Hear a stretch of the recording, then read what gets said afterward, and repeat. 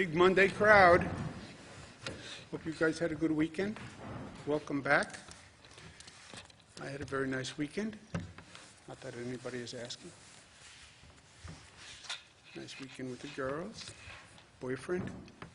I like the boyfriend, if anybody asks. Boyfriend is the part of the premises. Monday.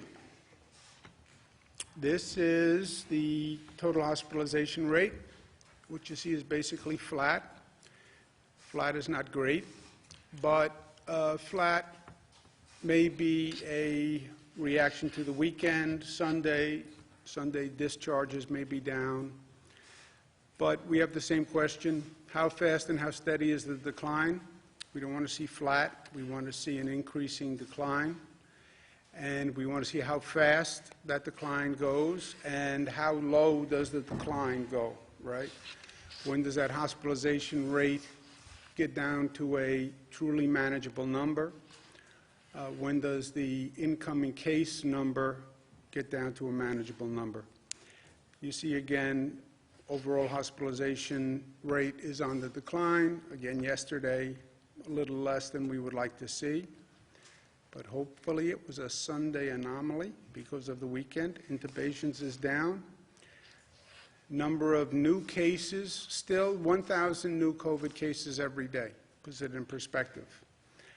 Down a tad from where it was, but again, these weekend numbers sometimes are a little strange. Number of lives lost, 337. Still tragically high. But on the decline, if you look at it over the past few days, not that that gives any solace to 337 families who are suffering today. On testing, this has been a big topic, increasing testing. It's been a scramble for all the states. We're doing well on it. The testing tells you where we are, right?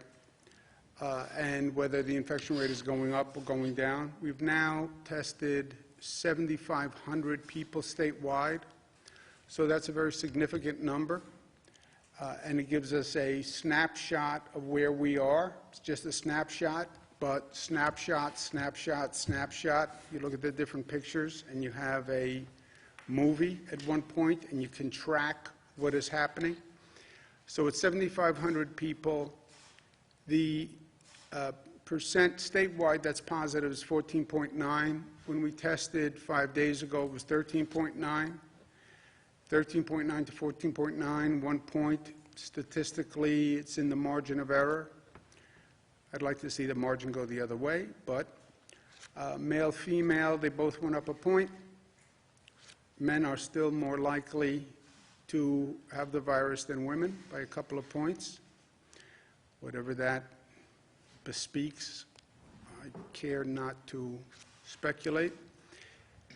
These are the regional numbers in broad strokes.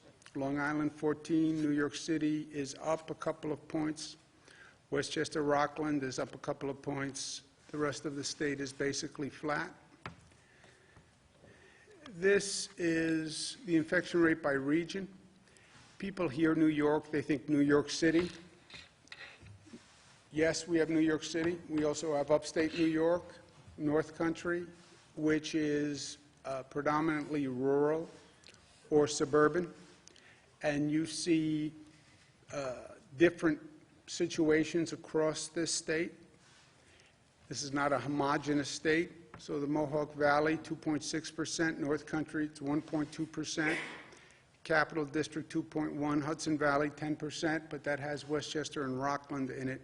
Central New York 1.3, Southern Tier, Finger Lakes, Western New York 7.1. Western New York is the high point upstate. Hudson Valley again has Westchester, Rockland. We had a significant problem in Westchester, less so in Rockland, so I think that would skews that number. But when you see 1.2% in the North Country, 2.6 Mohawk Valley, Capital District. You see a much different situation than you're looking at in New York City, where you're in the 20s, right? So different situations, different strategy going forward.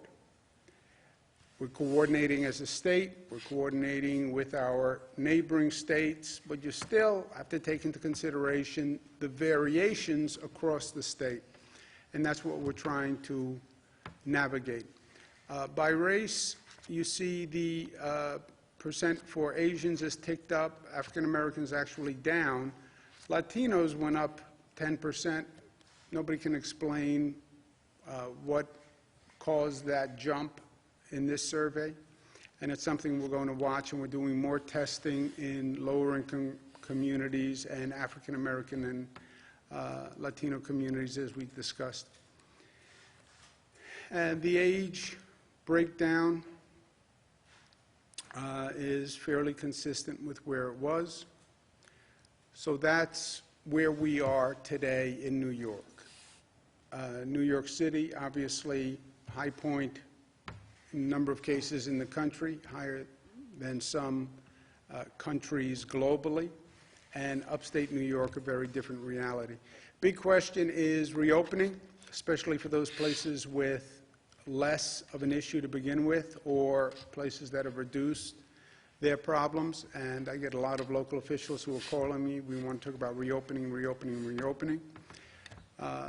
Know what you are doing before you do it. Those are words to live by. I don't know who said it, but it is a true axiom.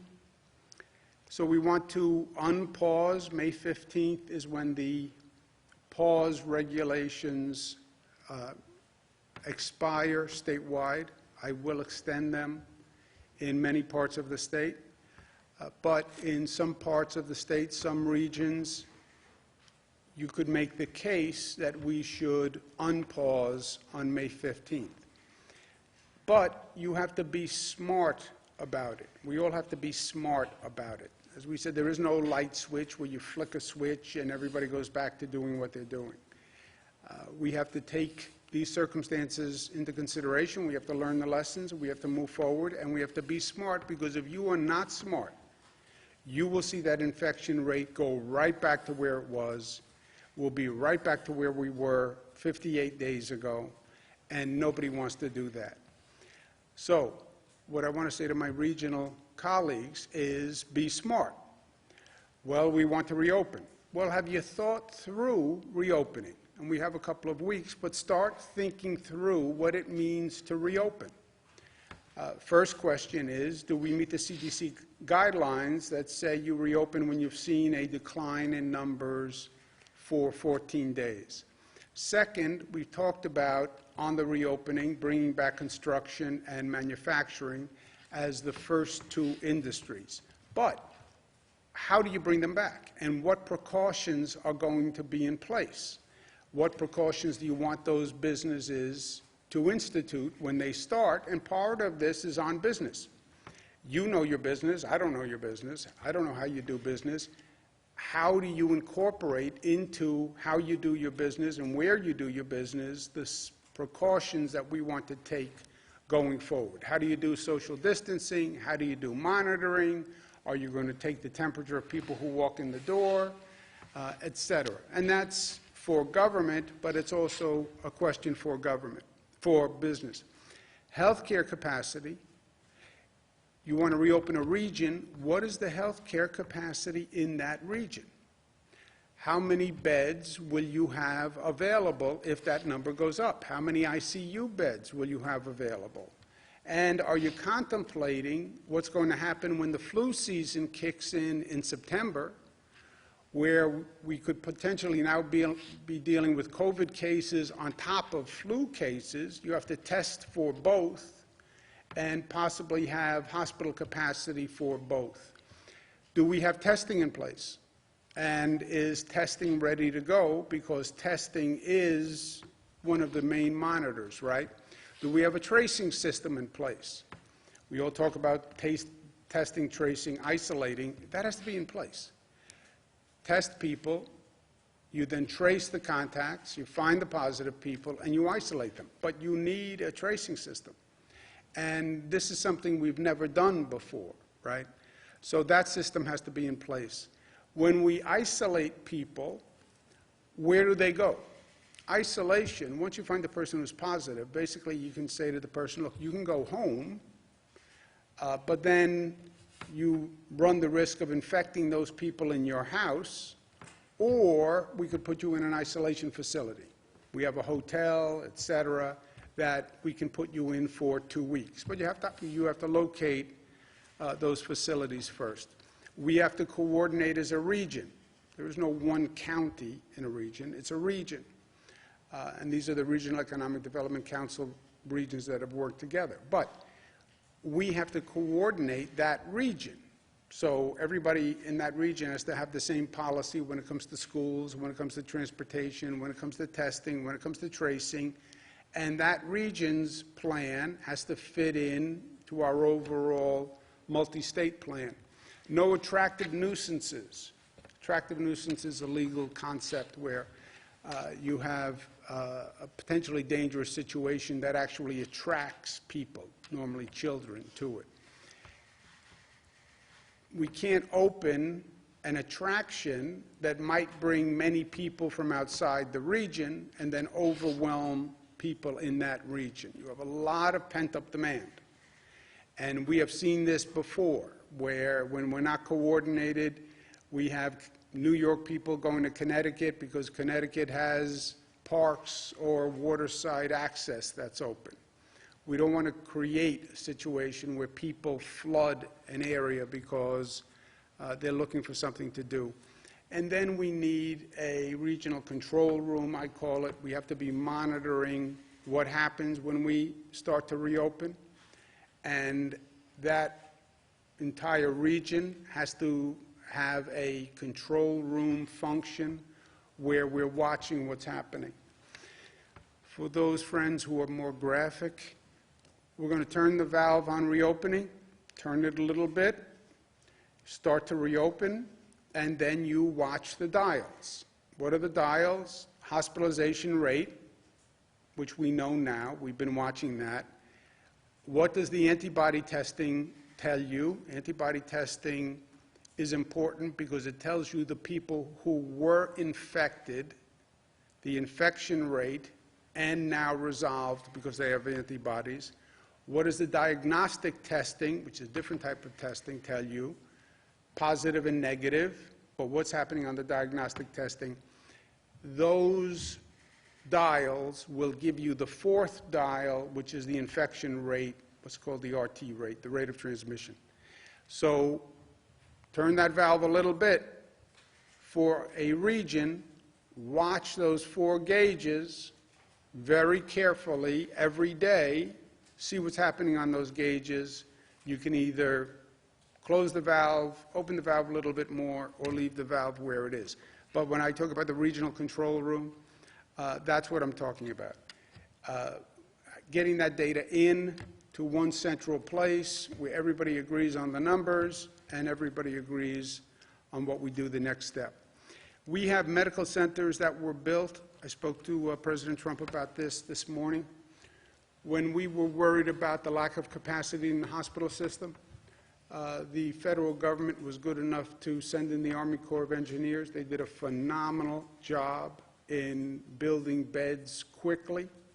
We built a number of facilities.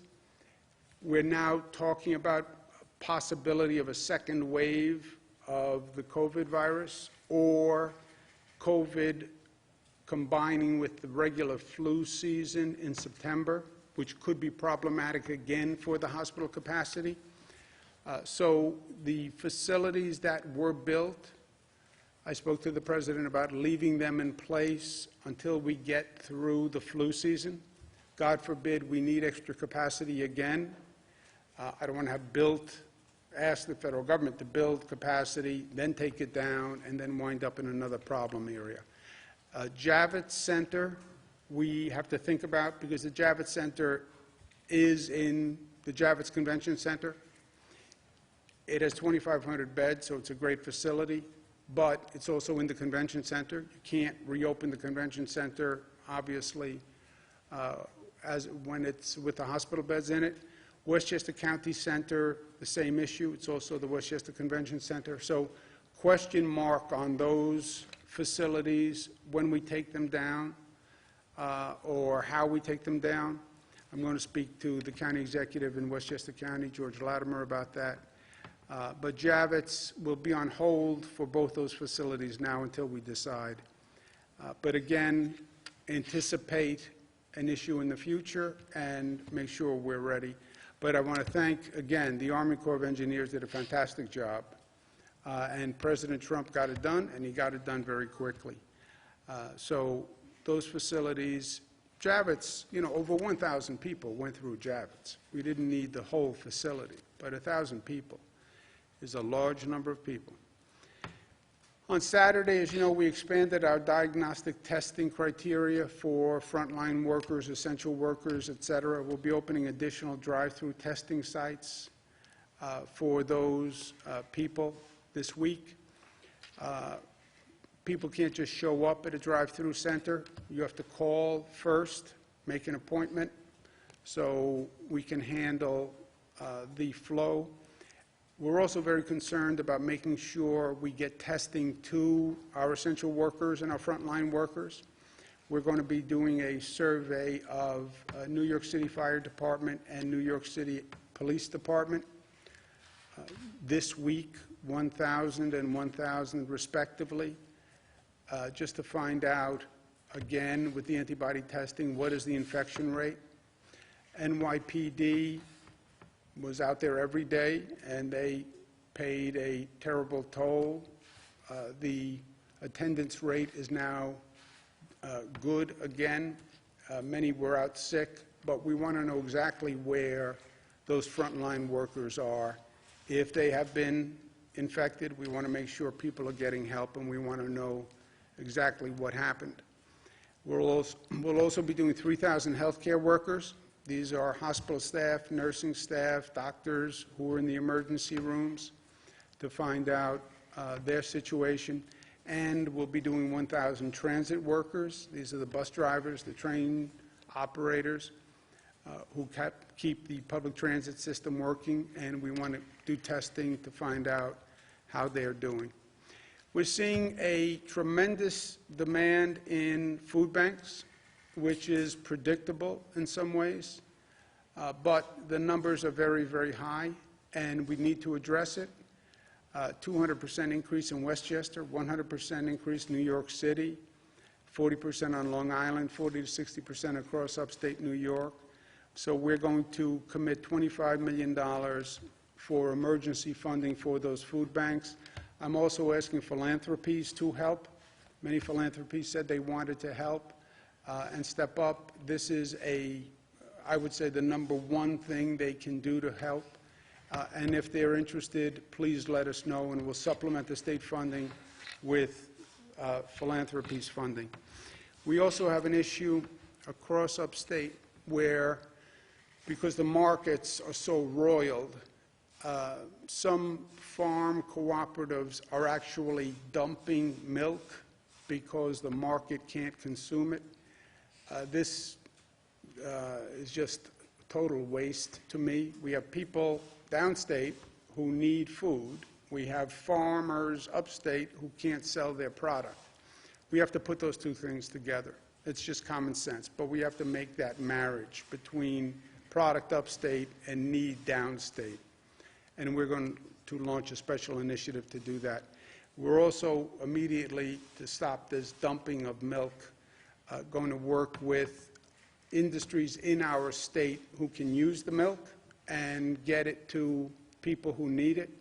So I want to thank these companies who will be working with us to buy the excess milk, yogurt, cheese, sour cream, cream cheese, and then we'll give it to the food banks that are downstate.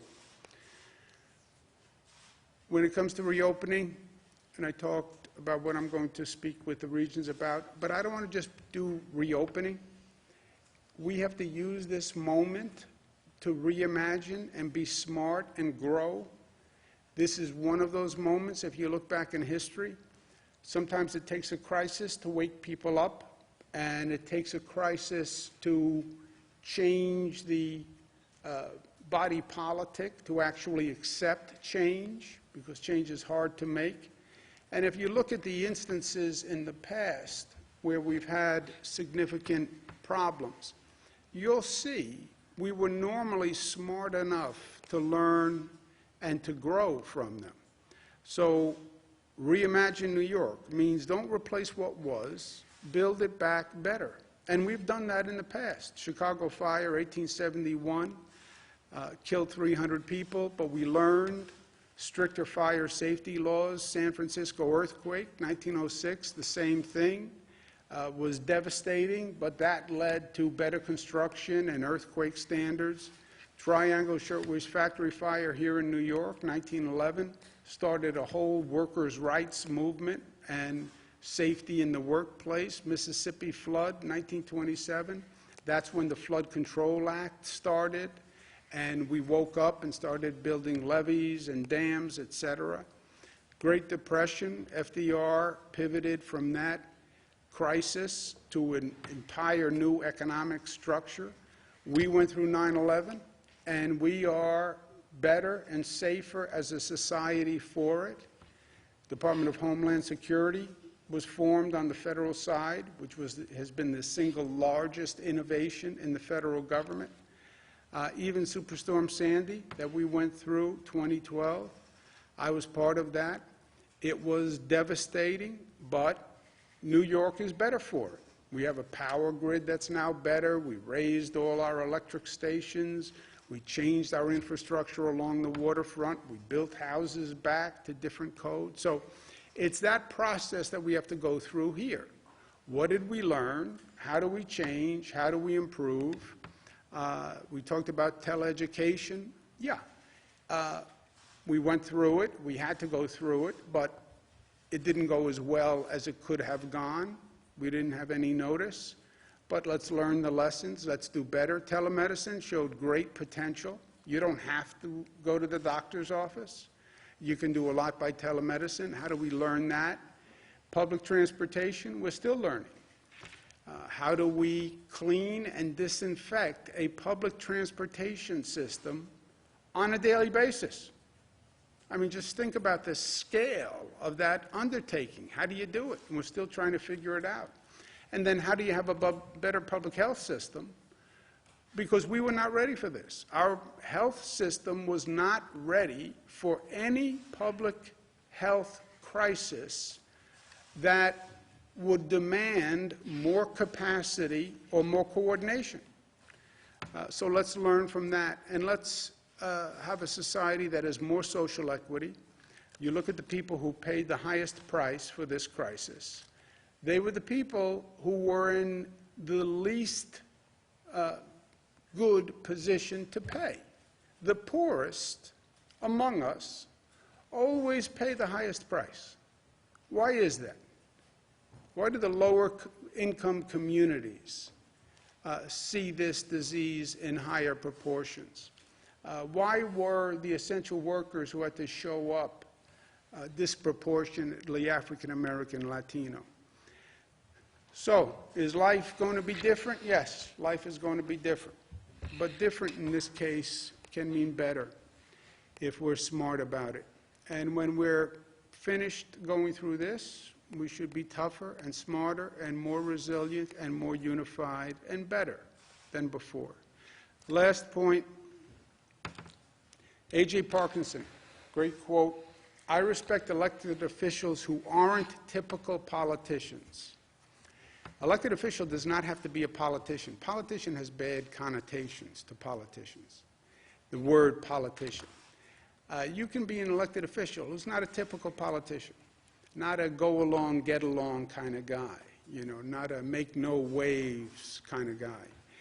Kentucky Governor Andy Beshear stood up, said to his senior senator in the state, Mitch McConnell, that Mitch McConnell was wrong on saying he wouldn't provide funding to state and local governments, and wrong in saying states should go bankrupt. It is hard for a governor, especially Andy, who is a relatively new governor, to stand up to a senior official and speak truth to power. That is hard. Takes guts, takes courage. And you don't get that from a typical politician. So it warms my heart to see an elected official who is not a typical politician. Thank you, Governor. Questions, comments? Governor, are you confident that the President will use the Defense Production Act to make more chemical reagents and swabs?